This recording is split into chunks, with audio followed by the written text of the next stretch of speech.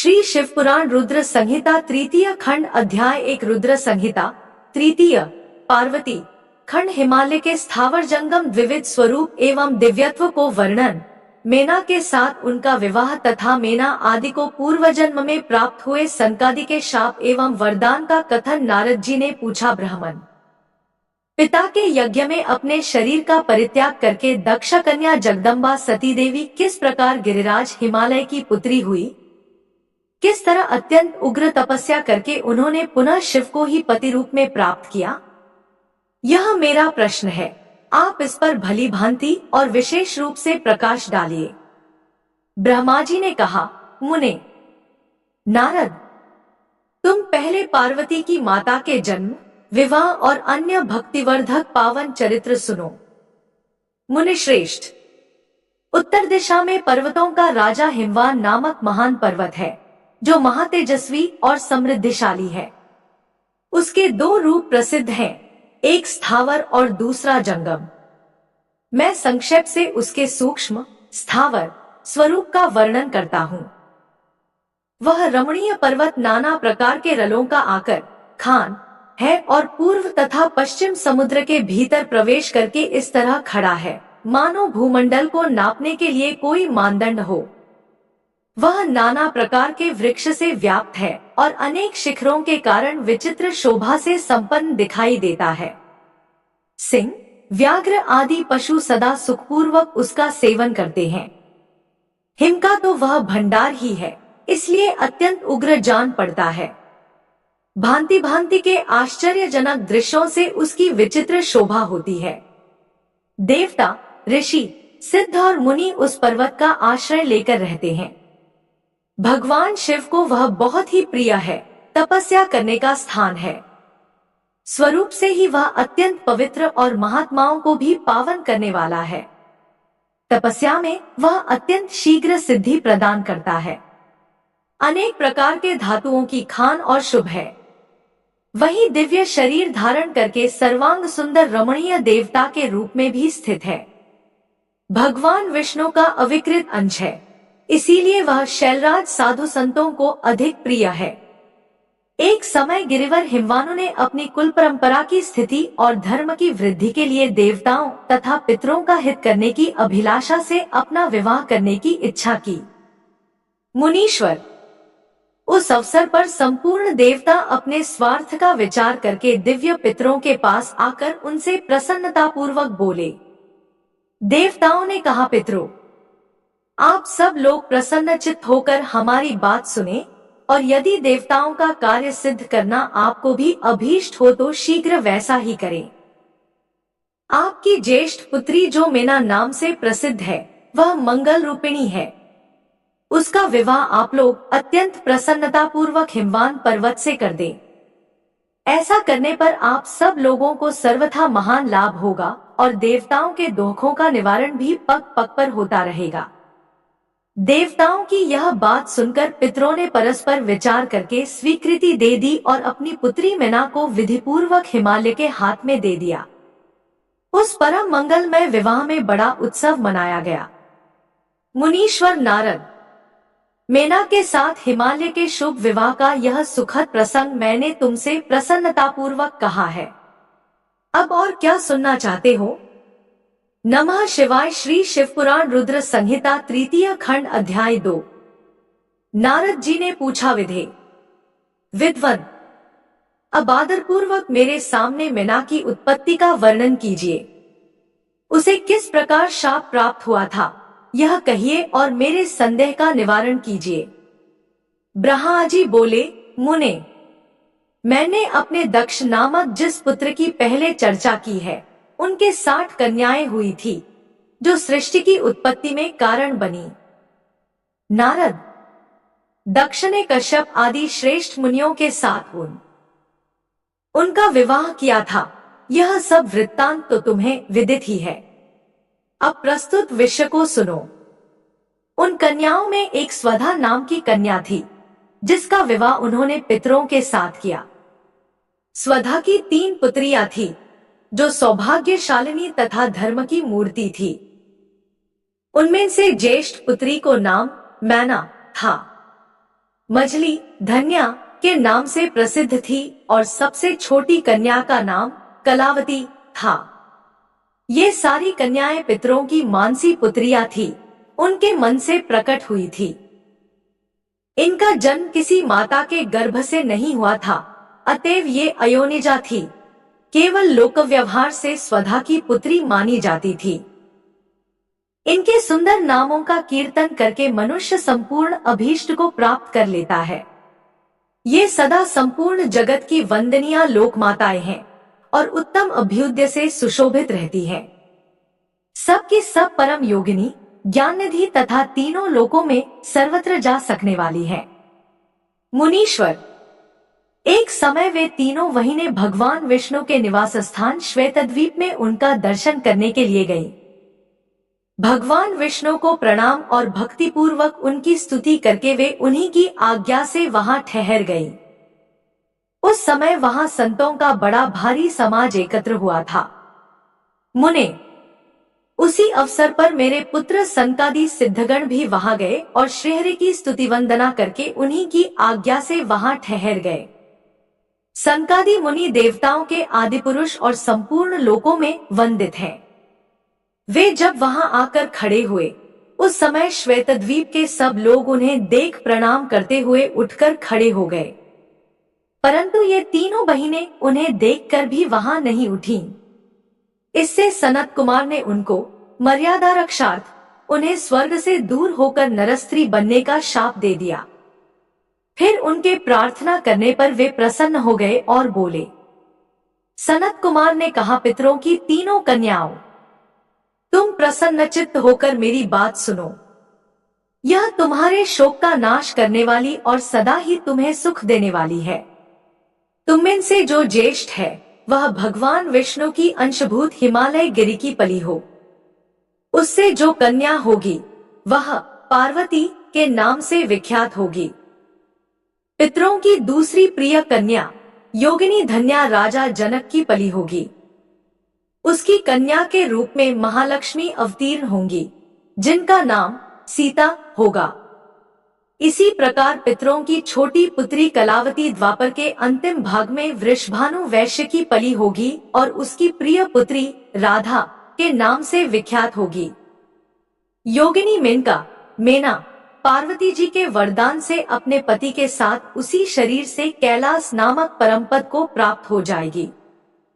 धन्या तथा उनके पति जनक कुल में उत्पन्न हुए जीवन मुक्त महायोगी राजा सीरध्वज लक्ष्मी स्वरूपा सीता के प्रभाव से वैकुंठ धाम में जाएंगे। वृषभानु के साथ वैवाहिक मंगल कृत्य संपन्न होने के कारण जीवन मुक्त योगिनी कलावती भी अपनी कन्या राधा के साथ गोलोक धाम में जाएगी, इसमें संशय नहीं है। विपत्ति में पड़े बिना कहाँ किनकी महिमा प्रकट होती है। उत्तम कर्म करने वाले पुण्यात्मा पुरुष को संकट जब टल जाता है तब उन्हें दुर्लभ सुख की प्राप्ति होती है।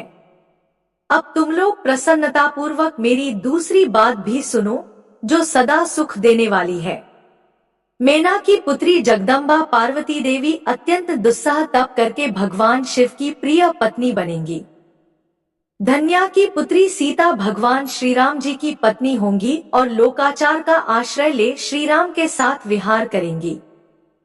साक्षात गोलोक धाम में निवास करने वाली राधा ही कलावती की पुत्री होंगी। वे गुप्त स्नेह में बंध कर श्री कृष्ण की प्रियतमा बनेगी। ब्रह्मा जी कहते हैं, नारद, इस प्रकार शाप के ब्याज से दुर्लभ वरदान देकर सबके द्वारा प्रशंसित भगवान सनत कुमार मुनि भाइयों सहित वहीं अंतर्धान हो गए। तात पितरों की मानसी पुत्री वे तीनों बहिनें इस प्रकार शाप मुक्त हो सुख पाकर तुरंत अपने घर को चली गईं। अध्याय 1 से 2। नमः शिवाय। श्री शिव पुराण रुद्र संहिता तृतीय खंड अध्याय 3। देवताओं का हिमालय के पास जाना और उनसे सत्कृत हो उन्हें उमाराधन की विधि बता स्वयं भी एक सुंदर स्थान में जाकर उनकी स्तुति करना। नारद जी बोले, महामते, आपने मैना के पूर्व जन्म की यह शुभ एवं अद्भुत कथा कही है। उनके विवाह का प्रसंग भी मैंने सुन लिया। अब आगे के उत्तम चरित्र का वर्णन कीजिए। ब्रह्मा जी ने कहा, नारद, जब मैना के साथ विवाह करके हिमवान अपने घर को गए, तब तीनों लोकों में बड़ा भारी उत्सव मनाया गया। हिमालय भी अत्यंत प्रसन्न हो मैना के साथ अपने सुखदायक सदन में निवास करने लगे। मुने, उस समय श्री विष्णु आदि समस्त देवता और महात्मा मुनि गिरिराज के पास गए। उन सब देवताओं को आया देख महान हिमगिरि ने प्रशंसा पूर्वक उन्हें प्रणाम किया और अपने भाग्य की सराहना करते हुए भक्तिभाव से उन सब का आदर सत्कार किया। हाथ जोड़ मस्तक झुकाकर वे बड़े प्रेम से स्तुति करने को उद्यत हुए। शैलराज के शरीर में महान रोमांच हो आया। उनके नेत्रों से प्रेम के आंसू बहने लगे। मुने, हिमशैल ने प्रसन्न मन से अत्यंत प्रेम पूर्वक प्रणाम किया और विनीत भाव से खड़े हो श्री विष्णु आदि देवताओं से कहा, हिमाचल बोले, आज मेरा जन्म सफल हो गया, मेरी बड़ी भारी तपस्या सफल हुई। आज मेरा ज्ञान सफल हुआ और आज मेरी सारी क्रियाएं सफल हो गई। आज मैं धन्य हुआ, मेरी सारी भूमि धन्य हुई, मेरा कुल धन्य हुआ, मेरी स्त्री तथा मेरा सब कुछ धन्य हो गया। इसमें संशय नहीं है, क्योंकि आप सब महान देवता एक साथ मिलकर एक ही समय यहाँ पधारे हैं। मुझे अपना सेवक समझकर प्रसन्नता पूर्वक उचित कार्य के लिए आज्ञा दे। हिमगिरि का यह वचन सुनकर वे सब देवता बड़े प्रसन्न हुए और अपने कार्य की सिद्धि मनाते हुए बोले। देवताओं ने कहा, महाप्राज्ञ हिमाचल, हमारा हितकारक वचन सुनो। हम सब लोग जिस काम के लिए यहाँ आए हैं उसे प्रसन्नता पूर्वक बता रहे हैं। गिरिराज, पहले जो जगदम्बा उमा दक्ष कन्या सती के रूप में प्रकट हुई थी और रुद्रपली होकर सुदीर्घ काल तक इस भूतल पर क्रीड़ा करती रहीं, वे ही अंबिका सती अपने पिता से अनादर पाकर अपनी प्रतिज्ञा का स्मरण करके यज्ञ में शरीर त्याग अपने परम धाम को पधार गई। हिमगिरि, वह कथा लोक में विख्यात है और तुम्हें भी विदित है। यदि वे सती पुनः तुम्हारे घर में प्रकट हो जाए तो देवताओं का महान लाभ हो सकता है। ब्रह्मा जी कहते हैं, श्री विष्णु आदि देवताओं की यह बात सुनकर गिरिराज हिमालय मन ही मन प्रसन्न हो आदर से झुक गए और बोले, प्रभु, ऐसा हो तो बड़े सौभाग्य की बात है। क्रमशः नमः शिवाय। श्री शिवपुराण रुद्र संहिता तृतीय खंड अध्याय 3। तदंतर वे देवता उन्हें बड़े आदर से उमा को प्रसन्न करने की विधि बताकर स्वयं सदाशिव पली उमा की शरण में गए। एक सुंदर स्थान में स्थित हो समस्त देवताओं ने जगदम्बा का स्मरण किया और बारंबार प्रणाम करके वे वहां श्रद्धा पूर्वक उनकी स्तुति करने लगे। देवता बोले, शिवलोक में निवास करने वाली देवी उमे, जगदम्बे, सदाशिव प्रिय, दुर्गे, महेश्वरी, हम आपको नमस्कार करते हैं। आप पावन शांत स्वरूप श्री शक्ति हैं, परम पावन पुष्टि हैं, अव्यक्त प्रकृति और महत्त्वये आपके ही रूप हैं। हम भक्ति पूर्वक आपको नमस्कार करते हैं। आप कल्याणमयी शिवा हैं। आपके हाथ भी कल्याणकारी हैं। आप शुद्ध, स्थूल, सूक्ष्म और सबका परम आश्रय हैं। अंतर विद्या और सुविद्या से अत्यंत प्रसन्न रहने वाली आप देवी को आप ही सूर्य की किरणें हैं और आप ही अपने प्रपंच को प्रकाशित करने वाली हैं। ब्रह्मांड रूप शरीर में और जगत के जीवों में रहकर जो ब्रह्मा से लेकर तृण पर्यंत संपूर्ण जगत की पुष्टि करती हैं, उन आदि देवी को हम नमस्कार करते हैं। आप ही वेदमाता गायत्री हैं। आप ही सावित्री और सरस्वती हैं। आप ही संपूर्ण जगत के लिए वार्ता नामक वृत्ति हैं और आप ही धर्म स्वरूपी वेदत्रयी हैं। आप ही संपूर्ण भूतों में निद्रा बनकर रहती हैं। उनकी क्षुधा और तृप्ति भी आप ही हैं। आप ही तृष्णा, कांति, छवि, तुष्टि और सदा संपूर्ण आनंद को देने वाली हैं। आप ही पुण्यकर्ताओं के यहाँ लक्ष्मी बनकर रहती हैं और आप ही पापियों के घर सदा ज्येष्ठा, लक्ष्मी की बड़ी बहन दरिद्रता के रूप में वास करती हैं। आप ही संपूर्ण जगत की शांति हैं। आप ही धारण करने वाली धात्री एवं प्राणों का पोषण करने वाली शक्ति हैं। आप ही पांचों भूतों के सार तत्व को प्रकट करने वाली तत्व स्वरूपा है। आप ही नीतिज्ञों की नीति तथा व्यवसाय रूपिणी हैं। आप ही सामवेद की गीति हैं। आप ही ग्रंथी हैं। आप ही यजुर्मंत्रों की आहुति हैं। वेद की मात्रा तथा अथर्ववेद की परम गति भी आप ही है, जो प्राणियों के नाक, कान, नेत्र, मुख, भुजा, वक्षस्थल और हृदय में धृति रूप से स्थित हो सदा ही उनके लिए सुख का विस्तार करती है, जो निद्रा के रूप में संसार के लोगों को अत्यंत सुभग प्रतीत होती है। वे देवी उमा जगत की स्थिति एवं पालन के लिए हम सब पर प्रसन्न हो।